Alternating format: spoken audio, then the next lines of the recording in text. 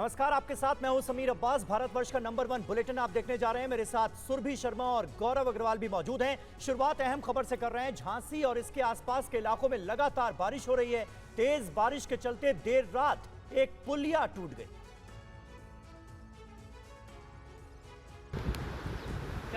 झांसी में आसमानी आफत के बाद जनता बेहाल है। ये तस्वीर रक्सा थाना क्षेत्र के गणेशगढ़ गांव की है, जहां तेज बारिश के बाद पुलिया टूट गई है। पुलिया टूटने की वजह से ये सड़क 2 हिस्सों में बंट गया है। इसके चलते कई गांवों का संपर्क टूट गया है। पुलिया टूटने से आवाजाही पर भी असर पड़ रहा है।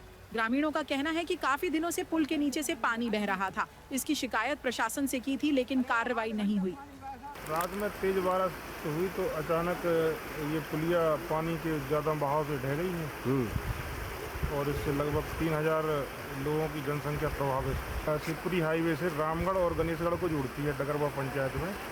ये एक ही मात्र रास्ता था जो गांव को जोड़ता था। झांसी में भारी बारिश के बाद 8 बड़े बांध उफान पर हैं। झांसी के माता टीला बांध से अब तक 45,000 क्यूसेक पानी छोड़ा गया है। माता टीला से 1,50,000 क्यूसेक पानी छोड़े जाने की संभावना है, जिसके बाद से प्रशासन अलर्ट मोड पर है। लोगों को नदी किनारे से दूर रहने को कहा गया है। और यूपी के झांसी में पथराई नदी का जलस्तर अचानक बढ़ने से कई स्कूली बच्चे फंस गए। ग्राम प्रधान ने ग्रामीणों की मदद से सभी बच्चों को रस्सी के सहारे रेस्क्यू किया। रेस्क्यू की ये तस्वीरें यूपी के झांसी की है, जहां लगातार बारिश के बाद सिलगुआ में मूसलाधार बारिश के चलते नाला अचानक उफान पर आ गया। स्थिति इतनी भयावह हो गई कि स्कूल जा रहे कई बच्चे नाले के तेज बहाव में फंस गए, लेकिन ग्राम प्रधान ने अपनी जान की परवाह किए बिना सभी बच्चों को नाला पार करवाया। प्रधान ने ग्रामीणों की मदद से रस्सी डालकर एक एक बच्चे को सुरक्षित बाहर निकाला। तस्वीरों में आप देख सकते हैं कि कैसे रस्सी के सहारे स्कूली बच्चों को नाला पार कराया जा रहा है। झांसी जिले के सिलगुआ गांव से पथराई नदी निकलती है। शुक्रवार रात हुई तेज बारिश के कारण इसका जलस्तर बढ़ गया और शनिवार सुबह नदी उफान पर आ गई। सुबह स्कूल पहुंचे प्राथमिक और उच्च प्राथमिक विद्यालय के छात्र छात्राएं छुट्टी के बाद घर के लिए निकले तो रास्ते में ही फंस गए। लुहर गांव सिलगुआ बुढ़ावली का संपर्क कट गया। ग्राम प्रधान सचेंद्र कुमार तिवारी ने ग्रामीणों की मदद से सड़क के दोनों छोरों पर रस्सी बंधवाई और रेस्क्यू कर बच्चों को उस पार से इस पार लाया गया। गांव के लोगों ने प्रशासन से इस नाले पर जल्द पुल बनाने की मांग की है ताकि दोबारा ये घटना ना हो। और राजस्थान के कई इलाकों में भारी बारिश के बाद परेशानी बढ़ गई है। अजमेर में सड़कों पर पानी भरा हुआ है।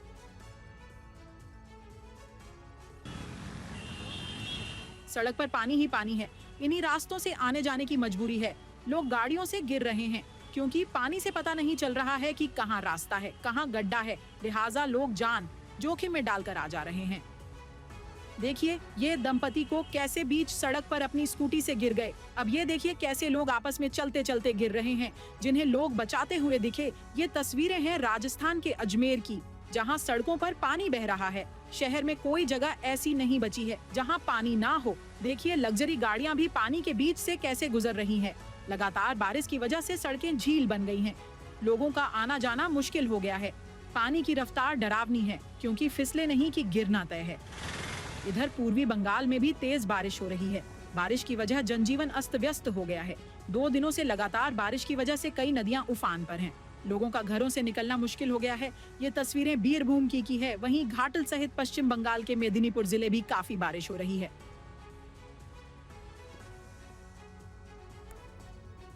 और इंदौर बैतूल हाईवे पर एक बड़ा हादसा हो गया। काली सिंध नदी में कार गिरने से 2 लोगों की मौत हो गई। 2 लोगों को ग्रामीणों ने बचाया और अस्पताल में भर्ती कराया।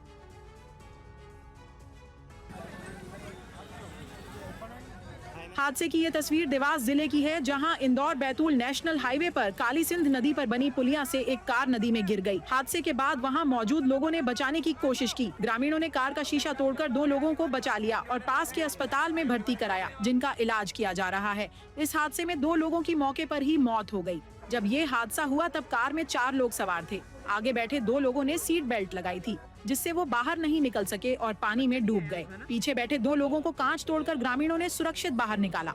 ये हादसा आज सुबह 11 बजे कमलापुर थाना क्षेत्र के छापड़ा गांव के पास हुआ है। मदुरई से इंदौर की ओर जा रही कार पुरानी संकरी पुलिया पर पहुंची। तभी सामने से आ रहे ट्रक को देखकर ड्राइवर ने संतुलन खो दिया और कार सीधे नदी में जा गिरी। स्थानीय लोगों का कहना है कि पुलिया काफी पुरानी है, जिसकी रेलिंग टूटी हुई है। प्रशासन को कई बार शिकायत की जा चुकी है, लेकिन स्थायी समाधान अब तक नहीं हुआ है।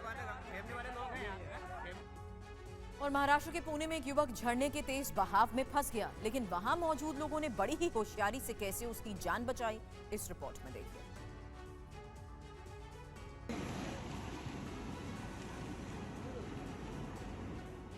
झरने के उफान में फंसे इस युवक की जिंदगी दांव पर थी। वहां मौजूद उसके साथी और दूसरे पर्यटक उसकी मदद की कोशिश कर रहे थे। ये तस्वीरें पुणे के जुन्नर तालुका में स्थित प्रसिद्ध कालू झरने की है।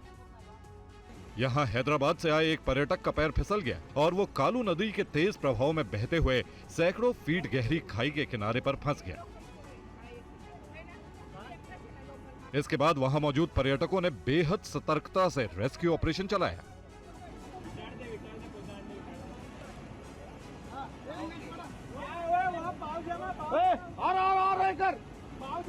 देखिए, झरने के मुख्य प्रवाह में फंसे पर्यटक को वहां मौजूद युवकों ने स्कार्फ और ओढ़नी जोड़कर रस्सी बंधी और फिर उसे खींचकर सुरक्षित बाहर निकाला।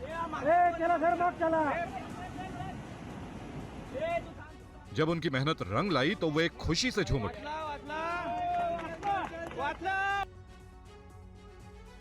और महाराष्ट्र के ठाणे में लगातार बारिश से सड़क बर्बाद हो गई है। जगह जगह गड्ढे हो गए हैं और उनमें पानी भर गया है। इस मुश्किल हालात से निजात कैसे मिली, ये रिपोर्ट देखिए। गड्ढे में सड़क है या सड़क में गड्ढा है, इस बात का अंदाजा आप लगाइए, लेकिन हालात कितने भयावह हैं। लगातार हो रही बारिश के बीच भिवंडी तालुका में खंबाला लाभ चिंचवली मार्ग की हालत बेहद खराब हो गई है। सड़क में बड़े बड़े गड्ढे बन गए हैं, जिससे आए दिन हादसे होते रहते हैं और इसका खामियाजा भुगतते हैं यहाँ से आने जाने वाले यात्री। जब प्रशासन ने इनके मुश्किल की सुध नहीं ली तो वे खुद ही हालात सुधारने में जुट गए। फावड़ा और कुदाल लेकर सड़क की मरम्मत में जुट गए। देखिए किस तरह से लोग गड्ढों में भरे पानी को निकाल रहे हैं और सड़क में बने बड़े बड़े गड्ढों को मिट्टी और पत्थर डालकर भर रहे हैं। इस काम में बुलडोजर की मदद भी ली जा रही है। ये सड़क 20 से 25 गांव के नागरिकों की आवाजाही का एकमात्र जरिया है। इतना ही नहीं, छत्रपति शिवाजी महाराज मंदिर की ओर जाने वाले श्रद्धालुओं और पर्यटकों का प्रमुख रास्ता भी है। लेकिन हादसों के बावजूद जब प्रशासन की आंख नहीं खुली तो स्थानीय लोगों ने खुद ही इस सड़क की सूरत बदलने की ठान ली है। अब ये तस्वीर वायरल होने के बाद लोगों के सामाजिक पहल की सर्वत्र सराहना हो रही है। और उत्तराखंड के रुद्रप्रयाग में पहाड़ों पर लगातार बारिश से जनजीवन बेहाल है, बुरा असर पड़ रहा है। नदी नाले उफान पर हैं। एक बुजुर्ग महिला को जेसीबी के सहारे उफनते नाले को पार कराया गया। ये शूर बांगर की सड़क है। तस्वीरें उत्तराखंड के रुद्रप्रयाग की है, जहां पर एक बुजुर्ग महिला को नाला पार करने के लिए जेसीबी की मदद लेनी पड़ी। प्रशासन की टीम ऐसे ही कई लोगों को जेसीबी के जरिए नाला पार कराने में मदद कर रही है। नाले का जलस्तर बारिश की वजह से बढ़ा हुआ है। सड़क पर काफी फिसलन है, इसलिए लोगों को काफी दिक्कतों का सामना करना पड़ रहा है। पहाड़ों में बारिश के मौसम में सफर पहले से ही आसान नहीं होता। नदी नाले उफान पर होने की वजह से यात्रा में कई तरह के खतरे होते हैं। रुद्रप्रयाग में लगातार हो रही भारी बारिश के बाद नदी नाले उफान पर हैं। इससे लोगों की परेशानी बढ़ गई है। लगातार बारिश ने पहाड़ी क्षेत्रों में रह रहे लोगों की जिंदगी को मुश्किल बना दिया है। सबसे ज्यादा परेशानी बच्चों, महिलाओं और बूढ़े लोगों को हो रही है। रेस्क्यू ऑपरेशन की तस्वीरें उत्तराखंड के रुड़की की है। 2 लोग नदी के तेज बहाव में बह रहे हैं। नदी में लबालब पानी भरा हुआ है और डूब जाने का खतरा बहुत ज्यादा है। बताया जा रहा है कि दोनों कांवरिये रुड़की के वाल्मीकि घाट पर गंगा नदी में स्नान के लिए उतरे थे, लेकिन पानी के तेज बहाव में खुद को संभाल नहीं पाए और नदी में बहने लग गए।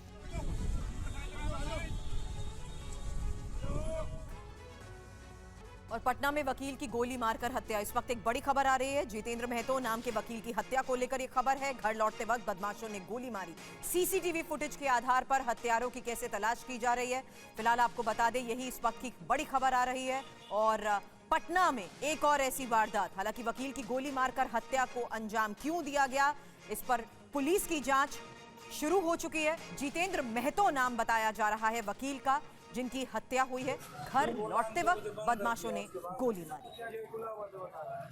को गोली मारी गई है और हॉस्पिटल आने क्रम में उनकी मृत्यु हो गई है। क्या करते थे वो मृतक? मृतक बताया जा रहा है कि वो वकील थे और लेकिन परंतु 2 साल से प्रैक्टिस नहीं कर रहे थे और उनका अपने दुकान भी है जो किराए पर चलाते थे। तो ये कितनी गोली मारी गई है और घटनास्थल से क्या कुछ बरामद? ये तो पोस्टमार्टम से होगा, लेकिन अभी यहाँ पे 3 खोखा मिला है उसमें और जब पोस्टमार्टम होगा उससे क्लियर होगा कितनी गोली मारी गई। अपराधी किससे से आए थे? ये हम लोग कैमरा से निकलवा रहे हैं, इसमें किधर गए हैं क्या है, कौन कौन से अपराधी थे पता करवा रहे हैं। एक व्यक्ति जिनका नाम जितेंद्र महतो है, अभी आधे घंटे पहले अपराध कर्मियों के द्वारा उन्हें गोली मारी गई। उसके बाद उन्हें उपचार के लिए पीएमसीएच ले जाया गया, जहां उपचार के दौरान उनकी मृत्यु हो गई। परिवार वालों के द्वारा बताया गया है कि वो रोज़ करीब इसी समय यहाँ आसपास में कहीं चाय पीने आते थे। आज भी चाय पीने आए थे और वापस लौटने के क्रम में अपराध कर्मियों द्वारा उन्हें गोली मारी गई और उसके बाद इलाज के क्रम में उनकी मृत्यु हुई। घटनास्थल पर से ये 3 खोखा बरामद हुआ है। अपराध कर्मी कितने थे, घटना के पीछे क्या मंशा थे, इस बारे में जांच पड़ताल चल रही है। आसपास के जितने भी कैमरास है, सीसीटीवी कैमरास है, वो सब भी हम चेक करा रहे हैं। एफएसएल को भी बुलाया गया है। इससे पहले पटना में ही अपराधियों ने बीजेपी नेता सुरेंद्र केवट की गोली मारकर हत्या कर दी। सुरेंद्र केवट को लोगों ने आनंद फानन में पटना के एम्स में भर्ती कराया, जहां इलाज के दौरान उनकी मौत हो गई। ये तस्वीर है बीजेपी नेता सुरेंद्र सिंह केवट की, जिन्हें आज अज्ञात अपराधियों ने गोली मार दी।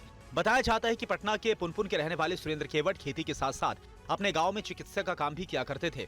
परिजनों के मुताबिक केवट जब अपने खेत पर धान की पटवन के लिए गए थे, उसी समय अज्ञात अपराधियों ने सुरेंद्र को गोली मार दी। परिजनों के मुताबिक हत्या की वजह चुनावी रंजिश है। अब विवाद के लिए क्या मैंने कहें, इलेक्शन के चलते हुआ है सब। पहले इलेक्शन में खा रहे थे और मैंने होता है ना कि मुझे जिताने के लिए मैंने सहयोग करने के लिए, इसी सब चक्र में हुआ है सब लग रहा है कि मैंने रात में। शनिवार की शाम बीजेपी नेता सुरेंद्र केवट की हत्या के बाद इलाके में सनसनी फैल गई है। मसौढ़ी पुलिस ने परिवार वालों की शिकायत पर केस दर्ज कर लिया है। अपराधियों की गिरफ्तारी के लिए कार्रवाई जारी है। घटनास्थल में एफएसएल की टीम ने भी साक्ष्य को इकट्ठा किया।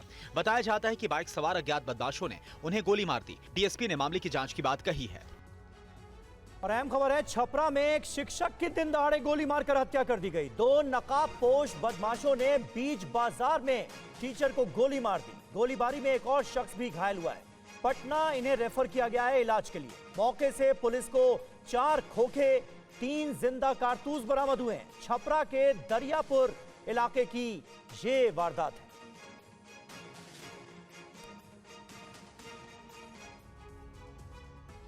और बड़ी खबर है, सीतामढ़ी में एक कारोबारी की हत्या कर दी गई। बाइक सवार बदमाश भीड़भाड़ वाले इलाके में गोली मारकर फरार हो गए। पुलिस ने दावा यह किया कि बहुत जल्द बदमाशों को गिरफ्तार कर लेंगे।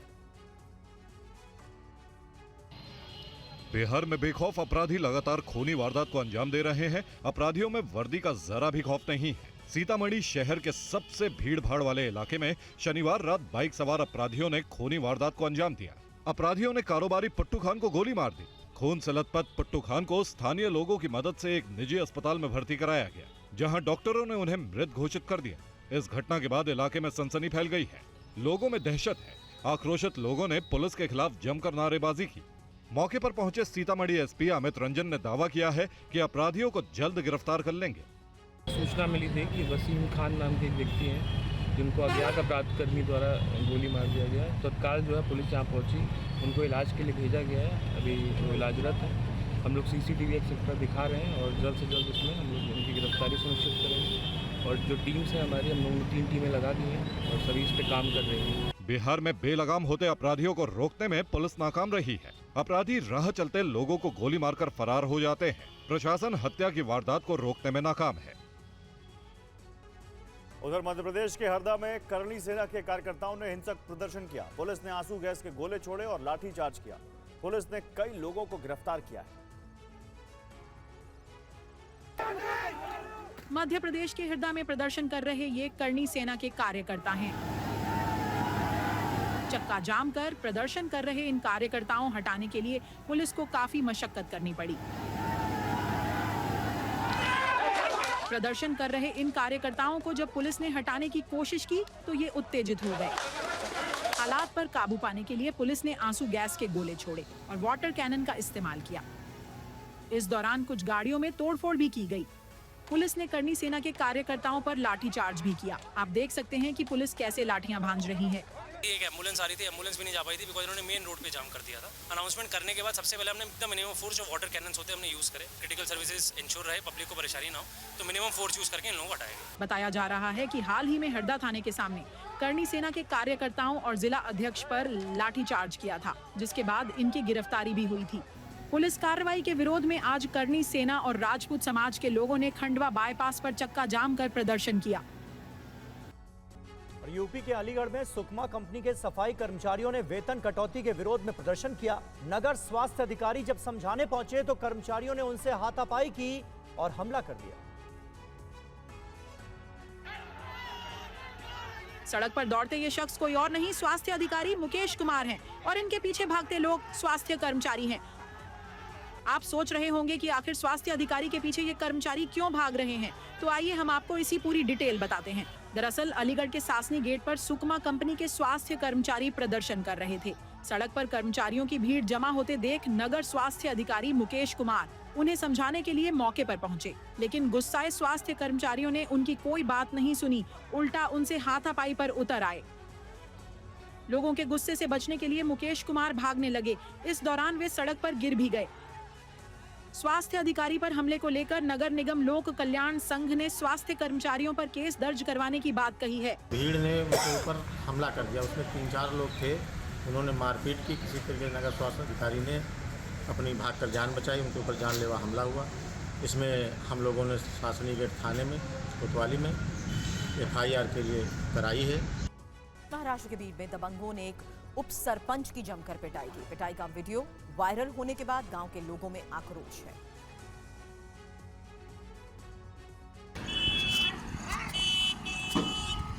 ये तस्वीर महाराष्ट्र के बीड जिले की है। तस्वीरों में आप देख सकते हैं कि सड़क पर कुछ लोग एक शख्स की पिटाई कर रहे हैं। लाठी डंडों से लगातार प्रहार हो रहा है, कोई पकड़ रहा है तो कोई पिटाई कर रहा है। कई लोग मिलकर एक शख्स को मार रहे हैं। वो बचने की कोशिश करता है लेकिन दबंग लगातार प्रहार कर रहे हैं। काफी देर तक लोग पिटाई करते रहे। बताया जा रहा है कि मारपीट की घटना महाराष्ट्र में बीड जिले के माजल गांव की है। जिस शख्स को पीटा जा रहा है वो गांव के उप सरपंच लक्ष्मण चौहान है। लक्ष्मण चौहान ने पंचायत में हो रही धांधली के खिलाफ आवाज बुलंद की थी और इसके विरोध में सरपंच के लोगों ने पिटाई कर दी। इस पूरे मामले में घायल उप सरपंच को बीड जिला अस्पताल में एडमिट करवाया गया, जहाँ पर उसका इलाज जारी है। दरअसल टाकली गाँव में शनिवार को ग्राम सभा आयोजित की गई थी। इस दौरान उप सरपंच लक्ष्मण चौहान ने सरकारी काम में हो रही धांधली का विरोध किया था। इससे नाराज सरपंच के लोगों ने उप सरपंच लक्ष्मण चौहान को सड़क पर घेर लिया और जमकर पिटाई की। इस हमले का वीडियो सोशल मीडिया पर सामने आने के बाद लोगों ने आक्रोश दिखाया। उप सरपंच के समर्थकों ने पुलिस से कार्रवाई की मांग की है। घटना के बाद गाँव में तनावपूर्ण माहौल बना हुआ है। बांदा के बीजेपी विधायक प्रकाश द्विवेदी ने SDM को धमकी दी है। विधायक ने कहा कि अगर मनमानी करेंगे तो हम आकर ठीक कर देंगे। विधायक ने और क्या कहा, आपको दिखाते हैं। नौकरी करना सिखा देंगे, आप लिख करके ले लीजिए, पार्टी बनते हो। बांदा सदर के बीजेपी विधायक प्रकाश द्विवेदी फोन पर बबेरू के SDM रजत वर्मा को धमका रहे हैं, जिन पर आरोप है कि उन्होंने एक दिव्यांग बीजेपी कार्यकर्ता राजेंद्र पांडेय के करीब 60 साल पुराने घर को 4 बुलडोजर लगाकर गिरा दिया और ये सब जिला पंचायत अध्यक्ष सुनील पटेल की शह पर बिना नोटिस के किया। जब SDM साहब आए तो हमने कहा सर इसको रोक दीजिए, हमारे घर का वो मत गिराइए, दीवार मत गिराइए, हमारे घर की दीवार मत गिराइए। आप जमीन का कागज लेके आइए, आप जमीन का कागज लेके आइए, हम तुरंत रुकवा देंगे। आप जमीन का कागज लेके आए, हमारे ऊपर से ऑर्डर आया है, सुनील पटेल सिंह जी का ऑर्डर आया है। जितना सब कुछ है सब प्रशासन उनके ऊपर दबा हुआ था। SDM की इस कार्रवाई को विधायक ने पक्षपातपूर्ण बताया और उन्हें फोन पर धमकाया। अपनी आदतें ठीक कर, मैं गलत आरोप नहीं लगा रहा, मैं सही आरोप लगा रहा। एक बार आग्रह करेंगे, अनुरोध करेंगे, हम मनमानी करेंगे तो हम आकर के ठीक कर देंगे। और आज स्पाइस जेट की एक फ्लाइट ने अपने तय समय से 12 घंटे बाद उड़ान भरी। इससे पहले प्लेन के यात्रियों ने एयरपोर्ट पर बवाल किया। निजी विमान कंपनी स्पाइस जेट के खिलाफ नारेबाजी की ये तस्वीरें मुंबई की हैं। विमान के इन यात्रियों की शिकायत है कि रात 1:50 पर दुबई के लिए उनकी उड़ान थी, लेकिन समय पर वो उड़ान नहीं भर पाई। करीब 12 घंटे तक यात्री हलकान रहे। कंपनी के लोगों से पूछते रहे कि उनकी फ्लाइट कब जाएगी, लेकिन कोई जवाब नहीं मिला, जिसके बाद विमान के यात्रियों का गुस्सा फूट पड़ा। एयरपोर्ट कैंपस में ही नारेबाजी शुरू कर दी। कुछ लोग फर्श पर ही लेट गए। देख सकते हैं कि पुलिस भी यात्रियों के गुस्से को कम करने की कोशिश कर रही है, धैर्य और शांति बनाए रखने की अपील कर रही है। इधर विमानन कंपनी की तरफ से कहा जाता रहा कि तकनीकी खराबी की वजह से उड़ान में देरी हो रही है। बताया जाता है कि 12 घंटे बाद उनकी फ्लाइट आई, जिसके बाद लोग अपने गंतव्य को रवाना हुए। ठीक एक दिन पहले शनिवार को गुजरात के भुज में एयर इंडिया यात्रियों को भी विमान में सीट नहीं मिलने की वजह से परेशान हुई थी। 180 सीट वाले प्लेन की जगह 155 सीट वाले विमान ने उड़ान भरी, जिसकी वजह से 25 यात्री एयरपोर्ट पर ही छूट गए, जिन्हें घंटों बाद दूसरी फ्लाइट से रवाना किया गया। और राधिका की दोस्त हिमांशिका का दावा है कि उसे मारने की प्लानिंग 3 दिन पहले ही रची गई थी। आपको बता दें, इस हत्याकांड के बाद उठ रहे सवालों के बाद ये एक और बहुत बड़ा दावा किया गया है। हत्या से पहले उसके भाई और डॉग को घर से बाहर कर दिया गया था। मैं कल उसके घर गई हूँ तो मुझे पता चला है कि एक्चुअली उसका मर्डर पिछले 3 दिनों से प्लान हो रहा था। ये राधिका की दोस्त है हिमांशिका, जिसने एक नया वीडियो जारी कर राधिका के मर्डर के लेकर कई खुलासे किए हैं। उसके डैड एक्चुअली 3 दिनों से उसकी डेथ प्लान कर रहे थे। इन्हों रिवॉल्वर लेकर आए थे एंड बस उसकी मॉम को दूसरे कमरे में रखा था, उसके भाई को किसी बहाने से बाहर भेज दिया गया था। हिमांशिका का ये भी कहना है पिता ने कुछ लोगों के बहकावे में आकर राधिका को गोली मार दी। वो 4 लोग जिनकी बातें सुन के उसके पापा ने वो गोली चलाई है, वो 4 बातें ये थी कि ये तो मेकअप करने लग गई है, ये तो छोटे कपड़े पहनती है, तू तो अब इसको धंधा ही करवाते। हिमांशिका ने अपने वीडियो में कहा है कि वो राधिका को काफी करीब से जानती थी। कई बातें उसके खिलाफ गलत कही गई हैं। मुझे एक चीज नहीं समझ में आ रही, जो इंसान रील बनाता है उसका अकाउंट प्राइवेट क्यों होगा? उसके अकाउंट में सिर्फ 68 लोग हैं। 68 लोग। जो इंसान रील डालता है उसके कभी इतने कम फॉलोअर्स नहीं हो सकते हैं। उत्तराखंड के हरिद्वार में ऑपरेशन कालनेमी का असर दिख रहा है। पुलिस ने पहले ही दिन 50 से ज्यादा फर्जी साधु बाबाओं को गिरफ्तार किया है। हरिद्वार में फर्जी बाबा बनकर घूम रहे इन लोगों को पुलिस ने पकड़ा है। चंदन टीका लगाए, रुद्राक्ष पहने, भगवा वस्त्र धारण किए ये फर्जी बाबा हरिद्वार में घूम रहे थे, भिक्षा मांग रहे थे। कांवड़ यात्रा के दौरान इन लोगों को पकड़ने के लिए उत्तराखंड पुलिस ने ऑपरेशन कालनेमी चलाया है, जिसका असर साफ दिख रहा है। पुलिस ने हरिद्वार में 50 से ज्यादा फर्जी बाबाओं को गिरफ्तार किया है। पुलिस ने कुछ ऐसे लोगों को भी गिरफ्तार किया है जो दूसरे धर्म के हैं, लेकिन हिंदू चोला पहनकर धर्मनगरी में घूम रहे थे। उत्तराखंड के सीएम पुष्कर सिंह धामी के निर्देश पर हरिद्वार पुलिस ने एक्शन लेते हुए इन फर्जी बाबाओं के खिलाफ अभियान शुरू किया है। पुलिस की कई टीम ऑपरेशन कालनेमी में जुटी हुई है, संदिग्धों का पता लगा रही है। आज हमने यार करीब 18 लोगों को पकड़ा था और आज हमने उनको आइडेंटिफाइड करने के बाद फिर हमने उनको 151 जो 170 BNSS की धारा में उनको गिरफ्तार करके माननीय न्यायालय के समक्ष उनको पेश भी कर रहा है। लेकिन छोड़ते हैं कि भविष्य में अगर इस तरह की कोई दूसरी हरकतें या आपराधिक गतिविधियों की संलिप्तता में आपका कहीं नाम आता है तो आपके विरुद्ध कठोर से कठोर कार्रवाई करेंगे। और कांवड़ यात्रा के दौरान उत्तराखंड में बहरूपियों की पहचान के लिए धामी सरकार ने कालनेमी अभियान चलाया है। आखिर ये ख्याल सीएम पुष्कर सिंह धामी के मन में आया कैसे? इसके बारे में सीएम से बात की TV9 संवाददाता जितेंद्र भाटी। कुछ बांग्लादेशी भी पकड़े गए, 100 से ज़्यादा कालनेमी पिछले 2 दिनों के ऑपरेशन में पकड़े गए हैं। ऐसे कालनेमियों को उन धर्मावलंबियों के मार्ग से हटाना, यह भी एक धर्म का काम है। इस काम को हमने प्रारंभ किया है। ये सारी सूचनाएं प्राप्त हो रही थी और पहले ऐसी सूचनाएं आ भी चुकी हैं, इसलिए उत्तराखंड देवभूमि है और देवभूमि में कहीं भी पहचान छुपाकर रहना, अब संदिग्ध अवस्था में रहना, गलत काम करना, आपराधिक जो गतिविधियां हैं उनमें वांछित रहना, ऐसे लोग भी जो है कई बार ऐसे प्रकरणों में छद्मवेश के रूप में आए हैं। तो इसीलिए ये कालनेमी ऑपरेशन चलाया है और इस ऑपरेशन के चलने के बाद बड़ी संख्या में लोग पकड़े जा रहे हैं और ये अभियान हमारा निरंतर जारी रहेगा। हमने आम जनता से भी अपील की है कि उनके आसपास भी कहीं अगर ऐसी संदिग्ध अवस्था में कुछ छद्मवेशधारी हैं, कहीं भी उनके बारे में कोई भी ऐसा लगता है कि कहीं ना कहीं इन्होंने अपनी पहचान छुपाई है तो उसकी सूचना पुलिस को दें, पुलिस तत्काल कार्रवाई करेगी। कल सावन का पहला सोमवार है और इसी मौके पर हरिद्वार में कांवड़ियों की भारी भीड़ भी उमड़ रही है। यहां से जल भरकर लोग अपने गंतव्य की ओर जाते हैं। हरिद्वार के हर की पैड़ी से TV9 संवाददाता जितेंद्र भाटी की ये रिपोर्ट देखिए।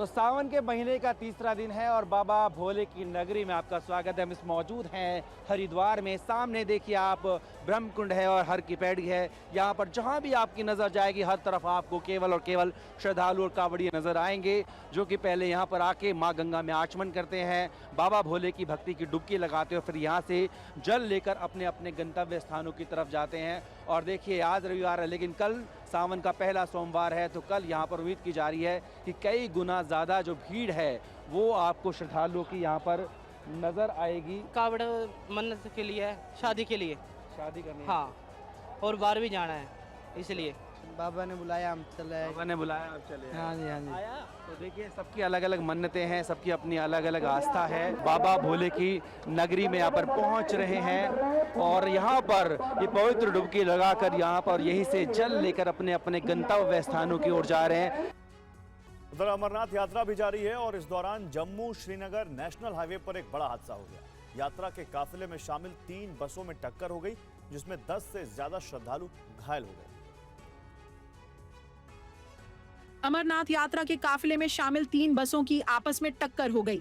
तस्वीरों में इस बस की हालत देखकर ही आप अंदाजा लगा सकते हैं कि हादसा कितना खौफनाक और भीषण था। हादसे के बाद इलाके में हड़कंप मच गई। घायलों को जल्द से जल्द बसों से निकाला गया और पास के अस्पताल में भर्ती कराया गया। हादसे में 10 से ज्यादा श्रद्धालु घायल हो गए हैं। हालांकि किसी भी श्रद्धालु को कोई गंभीर चोट नहीं आई है। घायल यात्रियों को इलाज के लिए अस्पताल भेज दिया गया और अन्य यात्रियों को दूसरी गाड़ियों में शिफ्ट किया गया है। अभी सब ठीक है, एडमिनिस्ट्रेशन ने मदद की, अभी सब ठीक है। कहाँ से आए थे आप? अभी कहाँ जाना था? अमरनाथ यात्रा के लिए। अभी ठीक सब? हाँ ठीक। हादसा टैचलू क्रॉसिंग के पास उस समय हुआ जब बालटाल की ओर जा रही यात्रा में शामिल बसें आपस में टकरा गईं। अमरनाथ यात्रा को शुरू हुए 10 दिन पूरे हो चुके हैं। 10वें दिन करीब 19,000 से ज्यादा श्रद्धालुओं ने पवित्र गुफा में हिम शिवलिंग के दर्शन किए। यात्रा की शुरुआत से अब तक 1,83,000 से ज्यादा श्रद्धालु पवित्र गुफा के दर्शन कर चुके हैं। और बिहार के पटना से तेजस्वी यादव के मंच पर हंगामे की खबर है। चौरसिया राजनीतिक चेतना सम्मेलन में मारपीट हुई है। तेजस्वी के पहुंचने से पहले यहां बवाल मचा। ये तस्वीरें आप देख रहे हैं। चौरसिया राजनीतिक चेतना सम्मेलन यहां पर बुलाया गया था। यहां पर तेजस्वी यादव को भी पहुंचना था, लेकिन तेजस्वी यादव के पहुंचने से पहले इसी मंच पर कैसे बवाल हुआ ये देखिए।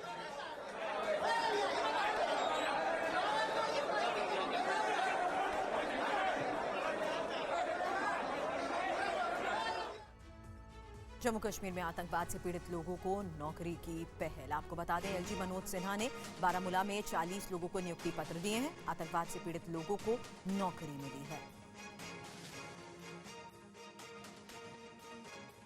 अनेक ऐसे लोग जिन्हें आतंकवादियों ने आतंकवादी हिंसा का शिकार बनाया, तो उनका वाजिब हक था आर्थिक सहायता का, सरकारी नौकरी का, उन्हें नहीं मिल सका। उनके परिवारों की जो दुर्दशा है वो निश्चित रूप से आज आपने भी सुनी है।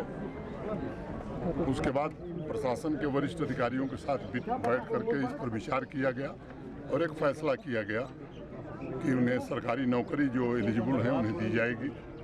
जिन्हें आर्थिक सहायता नहीं मिली है, जो एलिजिबल हैं उन्हें दी जाएगी। आज बारामूला में 40 लोगों को नियुक्ति पत्र दिए गए हैं। वरिष्ठ प्रशासनिक अधिकारी इस पूरे मामले को देख रहे हैं। और मराठी हिंदी भाषा विवाद पर टीवी9 से बोले महाराष्ट्र के पूर्व सीएम पृथ्वीराज चौहान।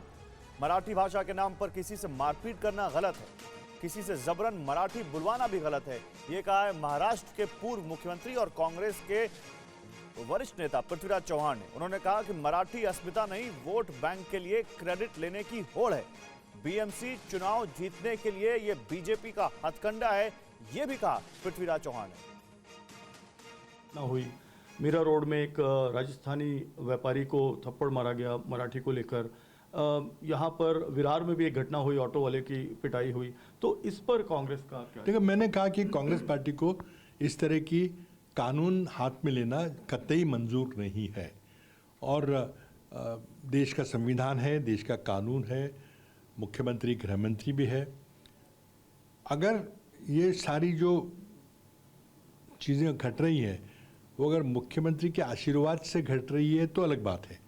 अगर नहीं घट रही है तो मुख्यमंत्री को चाहिए कि जिन लोगों ने कानून अपने हाथ में लेने की कोशिश की है, कोई अल्पभाषिक समुदाय को मार पिटाई की बात हो रही है, तो वो कतई हमें मंजूर नहीं है और उसके खिलाफ कानूनी कार्रवाई होना आवश्यक है। अगर कानूनी कार्रवाई नहीं होती तो दाल में कुछ काला है। बिल्कुल सर, मराठी अस्मिता को लेकर एक सवाल ये आ रहा है कि बीजेपी ने आज उत्तर भारतीय और मुस्लिमों को सामने लाया। वो कह रहे हैं कि मराठी अस्मिता हमारी है, हम मराठी में बोलेंगे। एकनाथ शिंदे जी कह रहे हैं कि मराठियों को मुंबई से किसने खदेड़ा ये सबको पता है, हम अच्छी हाउसिंग पॉलिसी करके उनको मुंबई लाएंगे।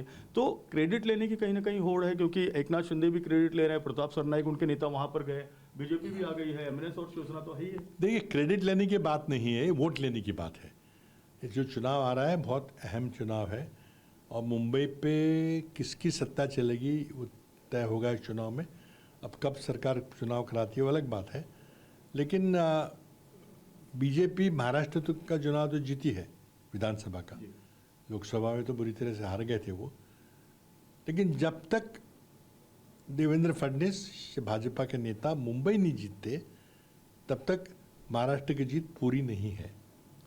तो डेस्परेट है कि अपने बलबूते पे मुंबई की सत्ता जीते, उसके लिए चाहे जो मर्जी अटकलें लगाने लगे, जैसे विधानसभा में किया था वो सब करने की हम जानते हैं कि सब किया जाएगा।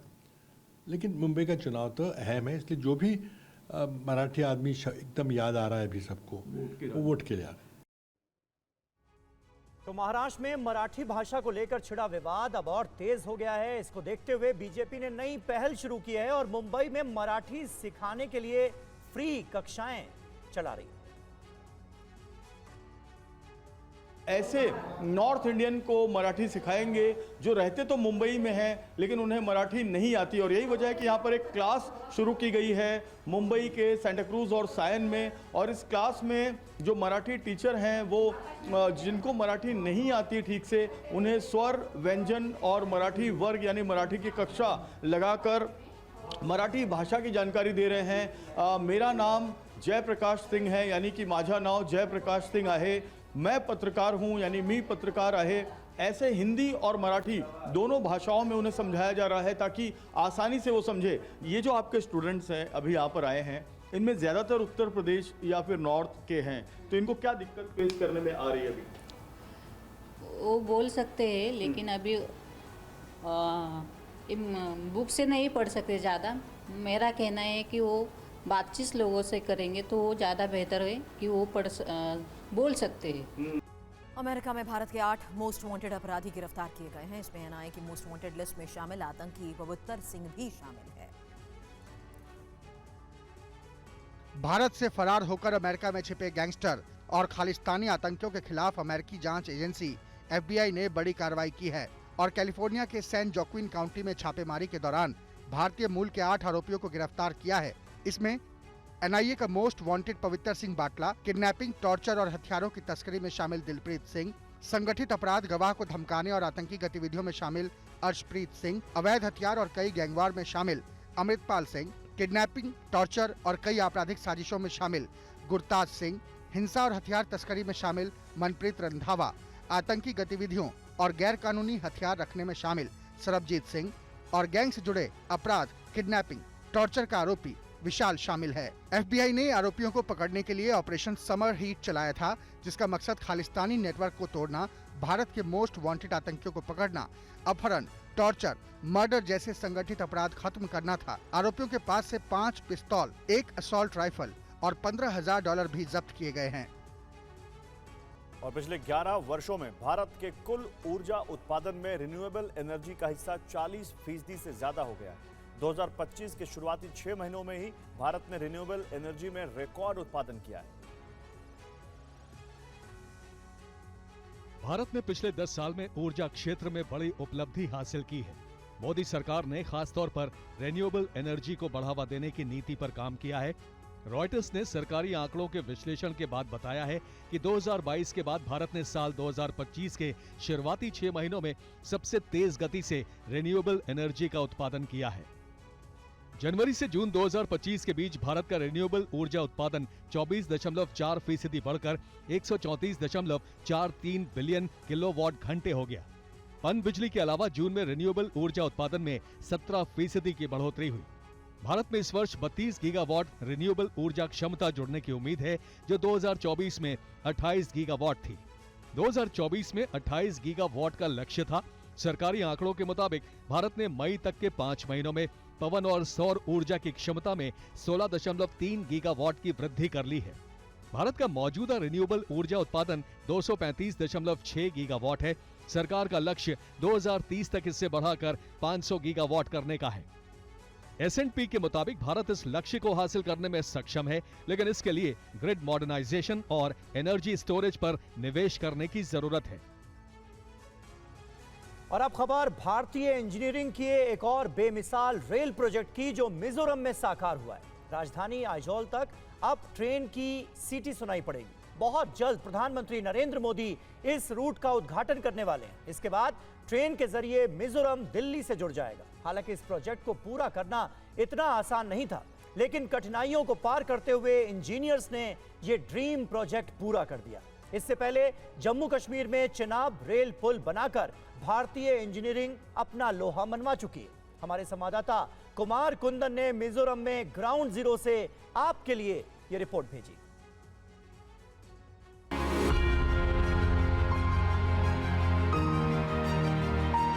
हम लोग तो अभी बहुत खुशी है। हमारा भारत सरकार ने इतना अच्छा हम लोग का सुविधा दे दिया है। बहुत खुशी है, हम लोग गौरव के लिए बहुत खुशी, बहुत अच्छा होगा, हम लोग के लिए फायदा भी हो गया। पूरे इंडिया में सेकंड टॉलेस्ट पियर ब्रिज।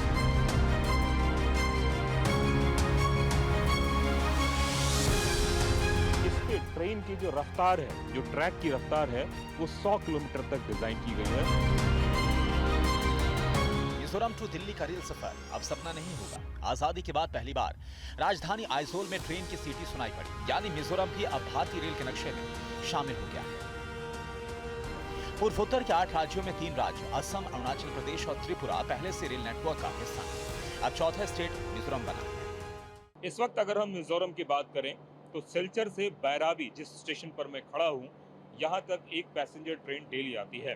लेकिन बैराबी से आइजोल तक का नया ट्रैक बनकर तैयार हो गया है और बताया जा रहा है कि सितंबर में संभवतः इस ट्रैक को जनता के लिए समर्पित कर दिया जाएगा और उस वक्त वहां से नई दिल्ली तक के लिए ट्रेन की व्यवस्था होगी।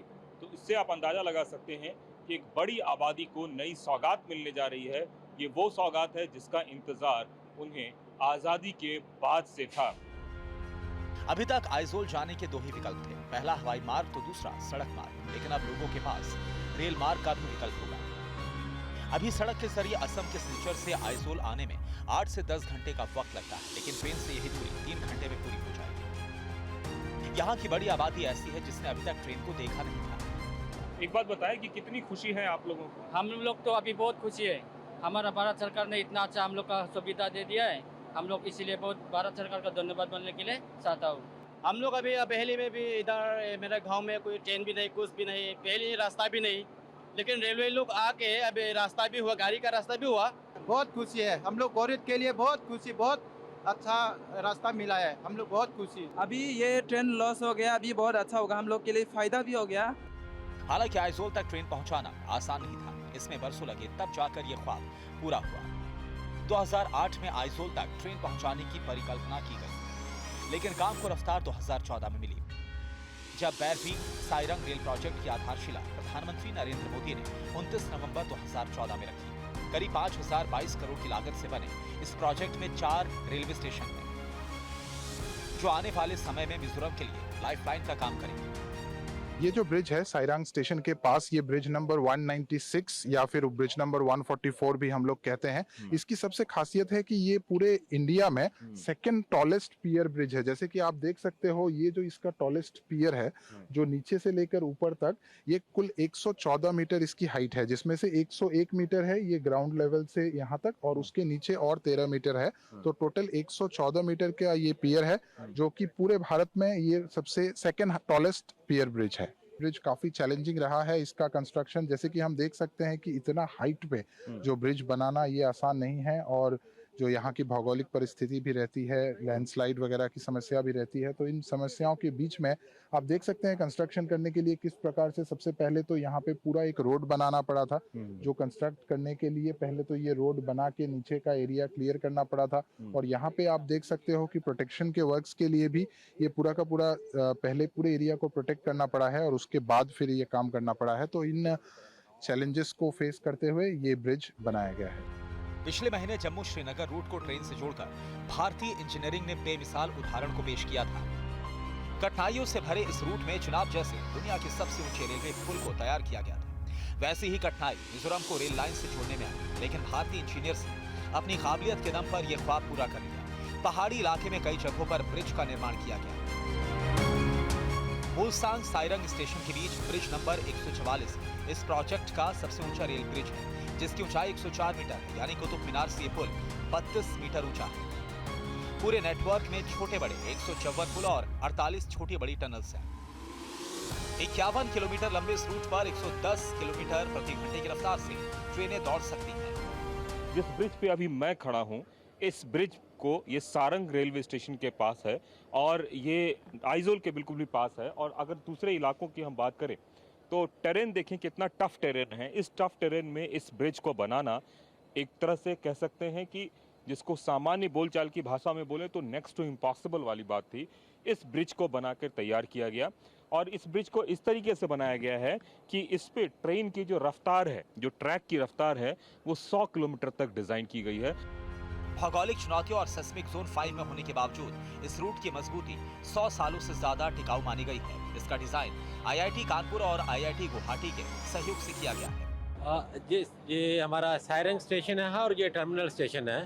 टर्मिनल स्टेशन के हिसाब से जो भी हमें फैसिलिटी रिक्वायर्ड होती हैं, जैसे कि जहाँ पे बहुत सारी लॉन्ग डिस्टेंस ट्रेन जो है ओरिजिनेट होंगी, तो उसके लिए हमें जैसे ट्रेन की मेंटेनेंस की फैसिलिटी, वॉशिंग की फैसिलिटी, वो हमारा सारा काम इसमें चल रहा है। स्टेशन का काम जो हम लोग 2 फेजेस में करेंगे। सबसे पहले है कि ऑपरेशन पॉइंट ऑफ व्यू से, तो ऑपरेशनल के लिए जो हमें चाहिए वो काम हमारा लगभग सारे का सारा कंप्लीट हो चुका है, एक्सेप्ट कुछ फिनिशिंग वर्क्स जो बचे हुए हैं, जो कि हमारा जो 8-10 दिन का काम है, जो बारिश और उसकी वजह से थोड़ा हाईवे की वजह से इफेक्ट हो रहा है, तो ये काम हमारा जो 8-10 दिन में कंप्लीट हो जाएगा। बाकी जो सेकंड फेज है, जो कि हमारा स्टेशन का अपग्रेडेशन का काम है, वो काम हम जो है सेकंड फेज में टेकअप करेंगे और जो उसके लिए हमें कम से कम 2 साल लग जाएंगे। इस रूट में सुरक्षा का खास तौर पर ख्याल रखा गया। यहाँ लोकल ग्रुप तो एक्टिव है कि हाल के दिनों में विस्फोटक और नशे की खेप भी पकड़ी गई है। इस रूट का बड़ा हिस्सा जंगल से भी गुजरता है। आइजोल और असम के बीच 5 अहम स्टेशन हैं। प्रत्येक स्टेशन और टनल के पास CCTV कैमरे लगाए गए हैं ताकि पूरे सफर को सुरक्षित बनाया जा सके।